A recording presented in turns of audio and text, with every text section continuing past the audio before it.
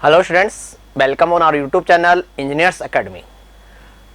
आज यहाँ पर इस वीडियो में हम डिस्कस करने वाले हैं कि गेट की तैयारी किस तरह करें, गेट का पैटर्न्स क्या होता है और गेट की स्ट्रेटेजी तैयारी करते टाइम क्या रखनी है।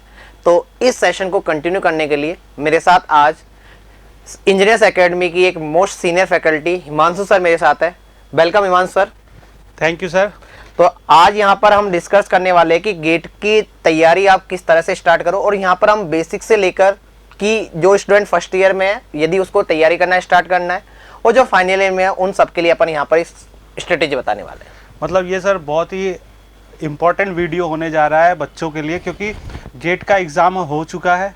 बच्चे ऑलमोस्ट स्ट्रेटेजी बना चुके हैं कि अब आने वाले भविष्य में हमें क्या करना है। तो उन सब पॉइंट्स को देखते हुए गेट का इस समय वीडियो आना मेरे ख्याल से बहुत अच्छा सोचना है आपका। बिकॉज क्योंकि कुछ बच्चों को तो यही पता नहीं होता कि सर हमने बीटेक कर लिया, बीटेक के बाद क्या करें। सही बात। पहला क्वेश्चन यही रहता है दिमाग में, सर हम बीटेक के बाद क्या करेंगे। फर्स्ट ईयर से हमारे दिमाग में क्वेश्चन आ जाता है कि सर बीटेक के बाद क्या करेंगे, या जिन लोगों ने बीटेक कर लिया उनके दिमाग में क्वेश्चन होता है कि बीटेक के बाद क्या करें। ये एक कॉमन क्वेश्चन है, वो हर कोई स्टूडेंट के दिमाग में आता है after the graduation and during the graduation. Sir इसके लिए आपके दिमाग में क्या ऑप्शन हो सकता है यदि अपन बात करें तो? सर इसके लिए देखा जाए तो बहुत सारे पॉइंट्स बच्चों के मन में रहते हैं कि हमें क्या क्या अपॉर्चुनिटी मिल सकती है अगर हमारे पास बीटेक कंप्लीट हो चुका है। तो सबसे पहले मैं आपको बतलाना चाहता हूं कि कुछ जगह है जैसे प्राइवेट सेक्टर है, बच्चों के लिए प्राइवेट सेक्टर में जा सकते हैं, गवर्नमेंट सेक्टर में जा सकते हैं। गवर्नमेंट सेक्टर के लिए जाने के लिए आपको ईएससी का फॉर्म भरना पड़ेगा, वो क्वालिफाइड करना पड़ेगा, या एसएससी जेई के भी फॉर्म भरने पड़ेंगे गवर्नमेंट सेक्टर के लिए, या स्टेट लेवल पर जेई और एई के एग्ज़ाम आते हैं वो भरना पड़ेगा। और साथ ही साथ इंटरप्रेन्योर भी कुछ बच्चे सेगमेंट चूज करते हैं। हालांकि वो परसेंटेज बहुत ही कम है इंडिया के ग्लोबल को देखते हुए, बट हाँ अगर मोस्ट इम्पॉर्टेंट बात करें तो बच्चे फोकस रहते हैं गवर्नमेंट जॉब पे या पोस्ट ग्रेजुएशंस पे, कि इन दोनों चीज़ों को हम लोग कैसे ग्रैब करें।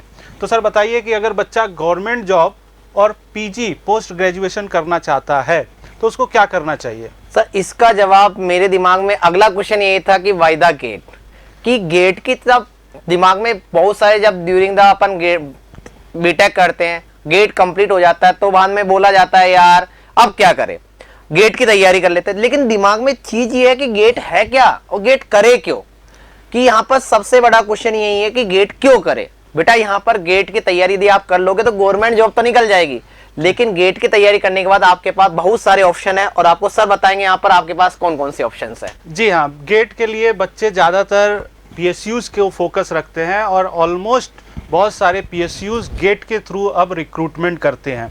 हालांकि कुछ पीएसयूज में ऑलमोस्ट लगभग सभी पीएसयूज में इंटरव्यू भी होता है, मगर उनका बहुत सारा क्राइटेरिया होता है कि वो गेट के थ्रू लें। दूसरा, आप एमटेक भी कर सकते हैं, एमटेक के लिए भी जा सकते हैं। साथ ही साथ अगर आपके पास मास्टर डिग्री है तो फिर पीएचडी के लिए, रिसर्च के लिए, एमएस के लिए भी जा सकते हैं। और स्टेट में जो भी इंडस्ट्रीज़ हैं, स्टेट जो प्राइवेट इंडस्ट्रीज हैं, कई बार आप गेट क्वालिफाइड होते हैं तो डायरेक्टली आपको रख लेते हैं, बस ये देखकर कि आपका बच्चा जो है वो गेट क्वालिफाइड है या नहीं है। तो ये सब उसके एडवांटेज हैं अगर आप गेट के थ्रू अपने फ्यूचर्स को बिल्डअप करना चाहते हैं तो।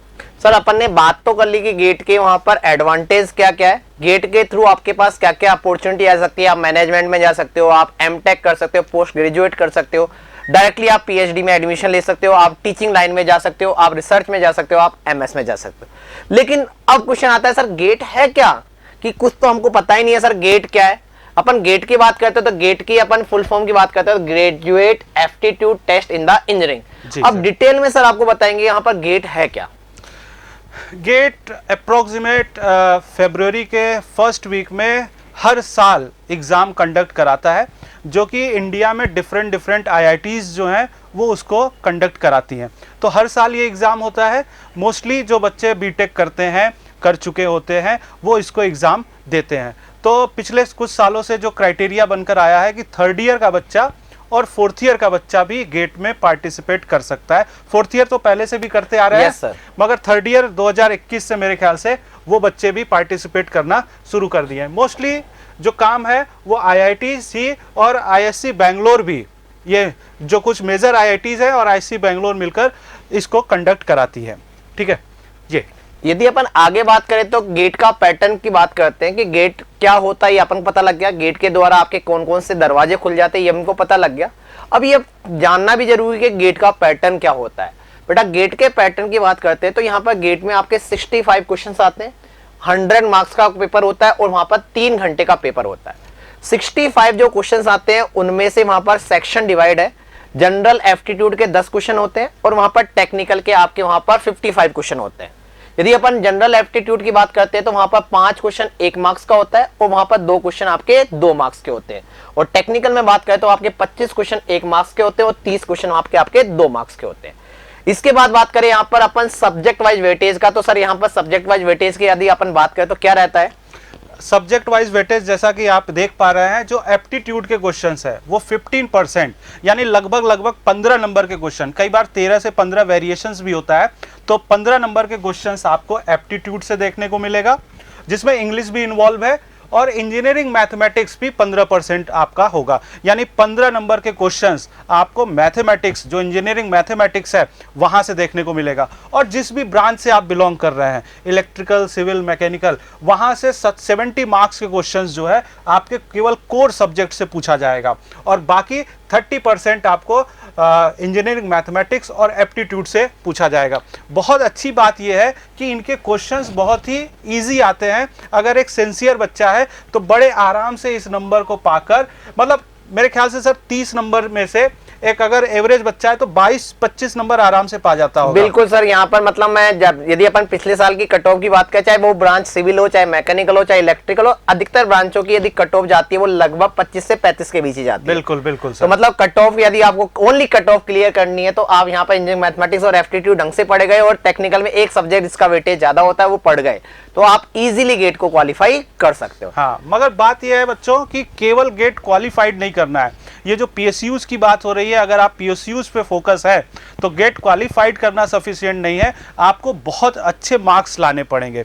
उसके लिए आपको एक बहुत बेहतरीन प्लानिंग होनी चाहिए आपके पास कि आप कैसे फ्यूचर्स में आगे बढ़ने वाले हो, गेट की एग्जाम की तैयारी कैसे करने वाले हो। केवल तैयारी करना सफिशिएंट नहीं है, उसके लिए आपको स्ट्रेटेजी भी बनानी पड़ेगी। बट एग्जाम जो हो रहा है उसमें डिफरेंट क्वेश्चंस की कैटेगरी भी होती है कि कैसे क्वेश्चंस आते हैं। तो बेसिकली 3 टाइप के क्वेश्चंस गेट के एग्जाम में पूछे जाते हैं। एक एमसीक्यू टाइप का है, एक एनएटी टाइप का है और पिछले 2-3 साल से जुड़ा हुआ है एमएसक्यू टाइप का। एमएसक्यू मतलब आपको एक से ज्यादा ऑप्शंस करेक्ट होंगे और एमसीक्यू मतलब केवल एक ही ऑप्शंस करेक्ट होंगे। और एनएटी में आपको डेटा फिलअप करना होगा, न्यूमेरिकल वैल्यू फिलअप करनी होगी और उसके हिसाब से आपको क्वेश्चंस देखने को मिलेगा। अब यदि अपन एनएटी की बात करें तो यहाँ पर आपके पास वहां पर डिजिटल कैलसी, आपका मतलब खुद का कैलसी अलाउ नहीं होता, आपको वहां पर सिस्टम खुद कैलसी देता है, उस कैलसी से आपको कैलकुलेशन करनी होती है। इसीलिए जो भी स्टूडेंट अभी first year, second year, third year में है वो अभी से वहां पर इस डिजिटल कैलसी पे, वहां गेट के कैलसी पे अपना हाथ बिठाना स्टार्ट कर दीजिए। और यहाँ पर ये स्पेस दे रखा है आपको, एनएटी क्वेश्चन में इस स्पेस में आपको मार्क्स लिखने होते हैं। ये बहुत अच्छी बात बतलाई सर। बच्चे तैयारी तो शुरू कर देते हैं मगर वो अपना जो बीटेक में थ्रू आउट साल भर कैलकुलेटर यूज करते हैं उसी पे प्रैक्टिस करते हैं, जो कि एग्जाम टाइम में बहुत ही उनकी मतलब ड्यू टू थोड़ा बहुत एरर की वजह से उनके क्वेश्चन सॉल्व करने में बहुत ज्यादा परेशानी हो जाती है, मतलब स्पीड नहीं बन पाती है। हाँ, प्रैक्टिस नहीं बन पाती है, स्पीड नहीं क्रिएट कर पाते हैं, जिनकी वजह से क्वेश्चंस गलत होने के साथ साथ क्वेश्चन छूटने के भी चांसेस रहते हैं। ठीक है, अब बात करते हैं कि अब की गेट की तैयारी हम कर रहे हैं तो हमको किन बातों का ध्यान रखना है, क्या स्ट्रेटेजी अपनानी है और क्या चीजें करनी है और क्या नहीं करनी है। सर यदि अपन बात करें कि गेट की यदि जब तैयारी कर रहे हैं तो स्टूडेंट जनरली कौन सी मिस्टेक करता है जिससे उसकी स्ट्रेटेजी और गेट का रिजल्ट खराब हो जाता है? बिल्कुल सर, तो सर मिस्टेक हमें जो नहीं करने हैं उन चीज़ों को भी हम लोग ध्यान से समझना है। तो हमें सबसे पहला अपना फोकस रखना है कि हमारे पास एक अच्छा कंटेंट हो। जब तक आपके पास एक अच्छा कंटेंट नहीं होगा, एक अच्छा मटेरियल नहीं होगा, आप पढ़ने में कितने भी महारत हो, आप एग्ज़ाम को क्रैक नहीं कर पाएंगे। भले ही आप गेट एग्ज़ाम क्रैक कर लो मगर अच्छे नंबर्स नहीं आ पाएंगे। तो सबसे पहली प्रायोरिटी हमें रखनी चाहिए कि हमारे पास एक बहुत ही शानदार कंटेंट होना चाहिए। और ये कंटेंट कैसे मिल पाएगा सर? आप रेगुलर बेसिस पे क्लास करो और उसकी प्रैक्टिस करो, उसमें क्वेश्चंस भी हो, उसमें थ्योरी भी हो और उसमें इंपॉर्टेंट पॉइंट्स भी हो, नोट वाले पॉइंट्स भी हो, तब आप जाकर एक बेहतर कंटेंट मिल पाएगा। सर यदि अपन एक बात देखें कि गेट का यदि आप प्रीवियस ईयर के पेपर्स देखोगे तो वहां पर टॉपिक लगभग फिक्स होते हैं, मतलब बहुत ज्यादा वेरिएशन नहीं होता। हाँ बिल्कुल। तो गेट की तैयारी करते टाइम अपन को ये भी जरूरी है कि क्या नहीं पढ़ना, कि व्हाट इज ट्रू स्टडी, मतलब हमको क्या पढ़ना है और क्या नहीं पढ़ना, ये एक इंपॉर्टेंट है। ठीक है, क्योंकि सर पता है कि आप जो भी ब्रांच के हो, चाहे मैकेनिकल हो, सिविल हो, इलेक्ट्रिकल हो, इलेक्ट्रॉनिक्स हो, आपका सिलेबस बहुत ज़्यादा होता है। तो हमें उन सारी चीज़ों की स्टडी नहीं करनी है। आप अपने सिलेबस को देखो, PYQ देखो, कौन से टॉपिक से ज़्यादा वेटेज आ रहा है, कैसी चीज़ें हो रही हैं, फिर आप अपनी स्टडी को बढ़ा सकते हो, अच्छे से तैयार फिर कर। अगला क्वेश्चन आता है कि सर जब बच्चा तैयारी करता है तो कि रिवाइज कैसे करे। सबसे इंपॉर्टेंट चीज है रिवाइज क्या करे, और रिवाइज करते टाइम किन बातों का ध्यान रखना है और किन बातों को नेग्लेक्ट करके चलना है। सर यदि अपन बात करें कि आपके पॉइंट ऑफ व्यू में बात करें कि सब बच्चों को रिवीजन कैसे करना है, तो रिवीजन करने के लिए कई बार बच्चे क्या करते हैं, दोस्तों से PDF ले लेते हैं, वो उनका PDF ले लिया, इनका PDF ले लिया, और उन्हीं PDF को ध्यान में रख के पढ़ाई करते हैं। मगर बच्चों ये बहुत बड़ा मिस्टेक है। आपके पास अपना खुद का नोट्स होना चाहिए। तो खुद का नोट्स होना बहुत ज़रूरी है।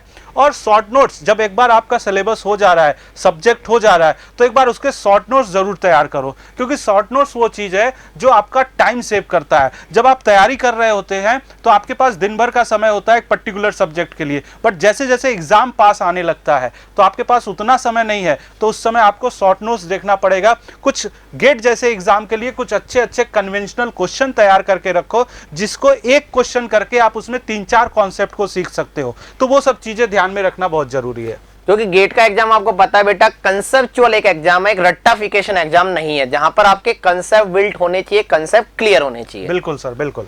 यदि अपन अगली बात करें कि वहां पर स्टूडेंट अपनी वीकनेस को सीरियसली उस पर वर्क नहीं करते, तो सबसे पहला क्वेश्चन आता है साहब वीकनेस को पहचाने कैसे। सही बात, सही बात। तो वीकनेस को पहचानने के लिए आपको क्या करना पड़ेगा, वहां पर टेस्ट सीरीज रेगुलर बेसिस पे देनी पड़ेगी। सबसे इंपॉर्टेंट चीज है, सिलेक्शन का रास्ता यहां से ही निकलता है, test series test series test series. बिल्कुल सर, बिल्कुल। कई बार होता क्या है, बच्चे पूरा सब्जेक्ट क्लियर कर लेते हैं, उनको खुद से कॉन्फिडेंस आ जाता है कि हाँ मैं क्वेश्चंस कर लूंगा, मगर वो मिस्टेक कहाँ कर रहे हैं, एग्जाम में जाके कर रहे हैं। तो सर ये हमें नहीं करना है। अगर आप मिस्टेक करना चाहते हैं तो उसको प्रैक्टिस कर लो, उसको टेस्ट सीरीज के जरिए उसको उस मिस्टेक्स को रिमूव कर लो, ताकि जब एग्जाम में आप बैठो तो छोटे मोटे एरर जो हो रहे हैं वो नहीं हो पाए। ताकि कई बार बच्चे कहते हैं सर कि मेरे 80 नंबर तो अटेम्प्ट किए, मतलब लेकिन सिली मिस्टेक हो गई। हाँ, सिली मिस्टेक हो गई, नंबर आ रहे हैं 20-25, कट ऑफ भी क्लियर नहीं हो पा रहा है। तो वो सब चीजें आपको नहीं करनी है। आपको through out subject wise practice करनी है, टेस्ट सीरीज देना है, PYQ के क्वेश्चंस लगाने हैं, क्योंकि PYQ गेट ऐसा एग्जाम है, भले ही क्वेश्चंस रिपीट ना करे मगर कॉन्सेप्ट जरूर रिपीट बिल्कुल करता सर, है। कंसेप्ट रिपीट होता है वहां पर। बिल्कुल। तो अपन को हर टेस्ट देना है और हर कोई टेस्ट की वहां पर क्या करनी है, वहां पर जो भी वहां पर मिस्टेक हो रही है उसको लिख लेना है अपनी जगह पर, और उस मिस्टेक को कोशिश करनी है कि अगले टेस्ट में ना हो। बिल्कुल बिल्कुल सर। ठीक है, अब आता है कि सर रिवीजन कैसे करें, रिवीजन करने के फायदे क्या है। आप ये चार्ट देख पा रहे होंगे कि बहुत बड़ी स्ट्रेटेजी है जो वहां पर की गई है, बहुत सारे स्टूडेंट पर ये स्ट्रेटेजी की गई है, स्टडी की गई है, और उसके बाद में ये रिजल्ट आया है। यदि आप इस स्टडी को देखोगे तो देखोगे वह स्टूडेंट जिसने एक बार पढ़ा है वह 3 दिन में जाके वहां पर 60% सिलेबस को रिटेन कर पाता है, बाकी को भूल जाता है। लेकिन वही स्टूडेंट वहां पर सेकंड टाइम उस चीज को पढ़ ले तो वह क्या करेगा, 7 दिन तक उस चीज को रिटेन कर पाएगा, मतलब 7 दिन में जाके भूलेगा। और यदि वह थर्ड टाइम उसको रिवाइज करता है तो उसके वहां पे भूलने के चांस क्या होते जा रहे हैं, कम होते जा रहे हैं। इसका मतलब ये समझ आता है कि सिलेक्शन के लिए पढ़ने के साथ साथ रिवीजन करना भी इंपॉर्टेंट है। जी हाँ, बिल्कुल। जब तक आप रिवाइज नहीं करोगे चीजें आपके दिमाग में बिल्कुल अच्छे तरीके से बैठेंगी नहीं। ठीक है, अब आता है कि हाउ टू रिमेम्बर, कि कुछ बोलते हैं सर मैंने पढ़ लिया लेकिन मैं भूल गया 2 दिन बाद ही, कि मेरे को चीज याद ही नहीं रहती। सर बेटा इसके लिए आपको सबसे पहले तो अपना सोशल मीडिया अकाउंट बंद करना पड़ेगा। बिल्कुल बिल्कुल। कि आप इंस्टाग्राम पे रील देखते हुए पढ़ोगे, आप फेसबुक चला के पढ़ोगे, तो सबसे पहले यदि आपको गेट में अच्छे नंबर लाने, अच्छी रैंक लानी है तो सोशल मीडिया अकाउंटों को ब्लॉक कर दीजिए अपने आप को। ठीक है, अब अगला चीज आता है कि वहां पर जब आप तैयारी करो तो एक मंत्र याद रखना है आपको। ये मंत्र है रिमेंबर, चीजों को याद रखने का। उस बंदे से मत डरिए जिसको 100 चीज आती है, उस बंदे से डरिए जो एक चीज को 100 बार पढ़ता है। अब मैंने अभी भी बताया था यदि वहां पर कोई बंदा को 100 चीज आती है वो 3 दिन बाद भूल जाएगा, लेकिन यदि कोई स्टूडेंट वहां पर एक चीज को 100 बार पढ़ रहा है, मतलब बहुत ज्यादा रिवाइज कर रहा है, बहुत ज्यादा फोकस कर रहा है, तो वह बंदा कभी भी उस चीज को नहीं भूल पाएगा। तो रिमेंबर, याद रखने का एक ही मंत्र है, आप जिस चीज को पढ़ रहे हो उसको कम से कम कम से कम 3 या 4 बार रिवाइज करो, और जितना ज्यादा रिवाइज कर सकते हो उतना ज्यादा रिवाइज करोगे, चीज याद रहने के चांस उतने ही ज्यादा है। बिल्कुल सर। साथ ही साथ अगर स्ट्रेटजी आपको बनानी है तो सबसे पहले आपका फोकस होना चाहिए कि सिलेबस कंप्लीट करें। कई बार बच्चे वेटेज को देखकर तैयारी शुरू कर देते हैं। दोस्तों, आपको वेटेज को देखकर तैयारी मन में तो रखनी है, मगर वो सेकेंडरी चीज है। प्राइमरी चीज ये है कि आपको थ्रू आउट सिलेबस एक बार कवर करना है, ताकि ऐसा न हो कि आप गेट की तैयारी कर रहे हो और किसी और एग्जाम की तैयारी करने गए तो उसके लिए फिर से दोबारा स्ट्रेटेजी बनानी पड़े। तो आपको क्या करना है, एक बार पूरा सिलेबस एक बार कंप्लीट करो, अपनी इंजीनियरिंग कंप्लीट करो, फिर उसके बाद आगे बढ़ो आप। ठीक है। तो यदि किसी भी स्टूडेंट को यहाँ पर कोई भी प्रॉब्लम है, यहाँ पर हमने बेसिक से लेकर जो final year pass out student हो चुका है उन सब के लिए जो भी जानकारी इंपॉर्टेंट है वो देने की कोशिश करिए।